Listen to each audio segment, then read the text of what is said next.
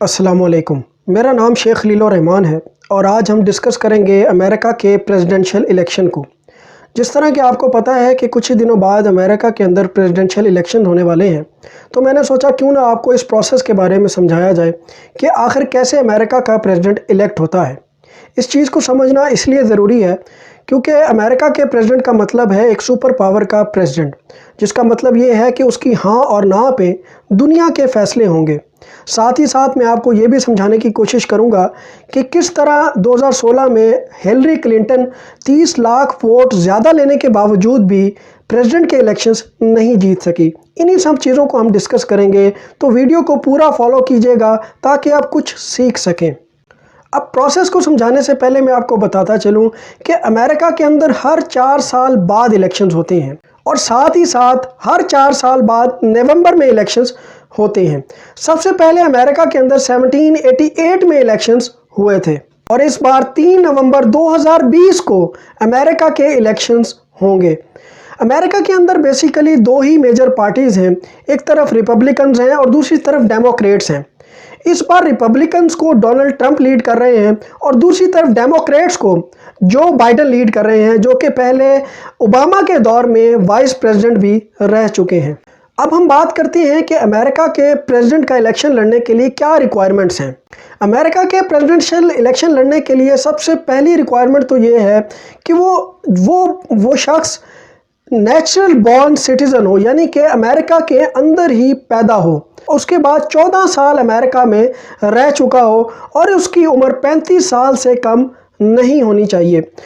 और उसके बाद मैं आपको बताता चलूं कि अमेरिका के अंदर प्रेसिडेंट सिर्फ 2 टर्म्स के लिए आता है, लेकिन 22nd अमेंडमेंट से पहले ये बात नहीं थी। अमेरिका का प्रेसिडेंट 2 बार से ज़्यादा भी आ सकता था। जिस तरह के अमेरिका के एक प्रेसिडेंट फ्रैंकलिन रूजवेल्ट ने 4 बार प्रेसिडेंशियल इलेक्शंस जीते और 1932 से 1945 तक वाइट हाउस में रहे। अब हम आ जाते हैं अमेरिका के प्रेसिडेंशियल इलेक्शन सिस्टम की तरफ। अमेरिका के अंदर 2 किस्म के वोट्स होते हैं।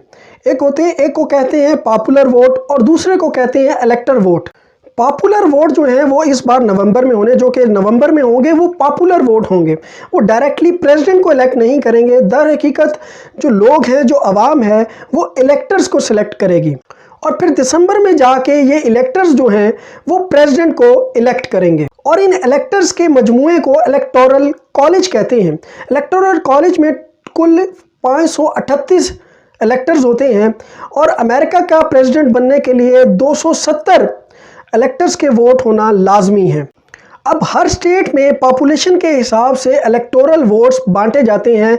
कुछ स्टेट्स के इलेक्टोरल वोट्स ज़्यादा होते हैं और कुछ स्टेट्स के इलेक्टोरल वोट्स कम होते हैं। जिस तरह के टेक्सास के अंदर 38 इलेक्टोरल वोट्स हैं और कैलिफोर्निया में सबसे ज़्यादा 55 वोट्स हैं और दूसरी तरफ न्यू हेमिस्फीयर में सिर्फ 4 वोट्स हैं। अब अमेरिका के अंदर कुछ स्टेट्स ऐसी होती हैं जो कि डिसाइडेड होता है कि ये रिपब्लिकन्स की तरफ जाएंगी और कुछ स्टेट्स का ये डिसाइडेड होता है कि वो डेमोक्रेट्स की तरफ जाएंगी। और जो स्टेट्स रिपब्लिकन की तरफ जाती हैं उनको रेड स्टेट्स कहा जाता है और दूसरी तरफ जो स्टेट्स डेमोक्रेट्स की तरफ जाती हैं उनको ब्लू स्टेट्स भी कहा जाता है। अब अमेरिका के अंदर ये ज़रूरी नहीं है कि आप कितने वोट्स जीत चुके हैं। अमेरिका के अंदर ये बहुत अहम है कि आप ये वोट्स कहाँ से जीते हैं, कौन सी स्टेट से जीते हैं। अमेरिका के अंदर कुछ स्टेट्स को बैटल ग्राउंड स्टेट्स कहा जाता है। ये वो स्टेट्स हैं कि अगर कोई कैंडिडेट इन स्टेट्स में जीत जाता है तो उसका मतलब ये है कि वो प्रेसिडेंशियल इलेक्शंस जो है वो उसके जीतने के चांसेस ज़्यादा हो जाते हैं। इन स्टेट्स में से कुछ स्टेट्स जैसे कि फ्लोरिडा, टेक्सास, वर्जीनिया वगैरह शामिल हैं। और 2016 में भी जो डोनाल्ड ट्रंप जीता था वो इन्हीं बैटल ग्राउंड स्टेट्स की वजह से जीता था। इन बैटल ग्राउंड स्टेट्स में डोनाल्ड ट्रंप जीत गया था, इसी वजह से अमेरिका का प्रेसिडेंट जो है वो डोनाल्ड ट्रंप बन गया था। अब ये तो आपको पता लग गया कि अमेरिका का प्रेसिडेंट बनने के लिए 270 इलेक्टर्स के वोट्स चाहिए, लेकिन ये कैसे मुमकिन हुआ कि हिलरी क्लिंटन 30 लाख वोट ज़्यादा लेने के बावजूद भी अमेरिका की प्रेसिडेंट नहीं बन सकी।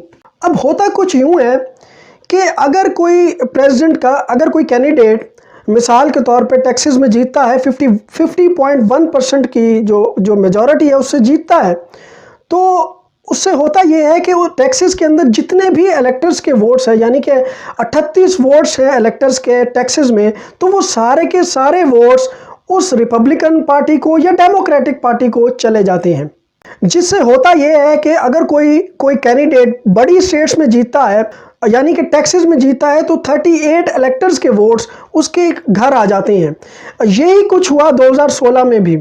हिलरी क्लिंटन जो है वो छोटी स्टेट्स में जीतती रही और बड़ी स्टेट्स में डोनाल्ड ट्रंप साहब जीत गए। अब मिसाल के तौर पे 50.1% वोट्स टेक्सास में डोनाल्ड ट्रंप को गए, तो जो बाकी वोट्स रह गए वो सारे वोट्स ज़ाया हो जाते हैं। यानी कि जितने भी 50% या 49.5% जितने भी वोट्स हैं वो सब ज़ाया हो जाते हैं और वो सब वोट्स ओवरऑल वोट्स में काउंट किए जाते हैं।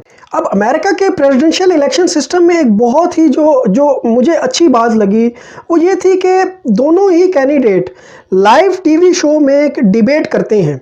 अब तक 2 डिबेट्स हो चुकी हैं, एक 29 सितंबर को और दूसरी 22 अक्टूबर को। इन डिबेट्स में दोनों के ही कैंडिडेट्स लाइव टीवी में आते हैं और लाइव डिबेट करते हैं और उस वक्त बहुत से पूल्स होते हैं कि आखिर पूछा जाता है लोगों से कि आप अगर आज किसी प्रेसिडेंट को, अगर आपको आज मौका दिया जाए इन दोनों में से किसी को चुनने का, तो आप किसको वोट देंगे। और फिर मुख्तलिफ पूल्स होते हैं, मुख्तलिफ जो यूनिवर्सिटीज़ हैं वो भी पूल्स करती हैं और मुख्तलिफ जो चैनल्स हैं, टीवी चैनल्स हैं, वो भी पूल्स करते हैं। और इन दोनों डिबेट्स के बाद जो अब तक की खबरें हैं उसके मुताबिक जो बाइडन जो हैं वो पूल्स के हिसाब से जीत रहे हैं, यानी कि लोग इन पूल्स के मुताबिक जो बाइडन को वोट दे रहे हैं।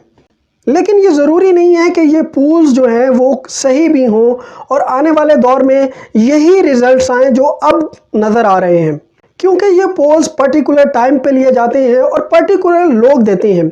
कुछ ख़ास लोग इन पोल्स में शामिल होते हैं और बहुत से लोग इन पूल्स में शामिल नहीं होते। तो ये पूल्स के जो रिज़ल्ट्स हैं ये बदल भी सकते हैं और आने वाले दौर में कोई भी प्रेसिडेंट बन सकता है।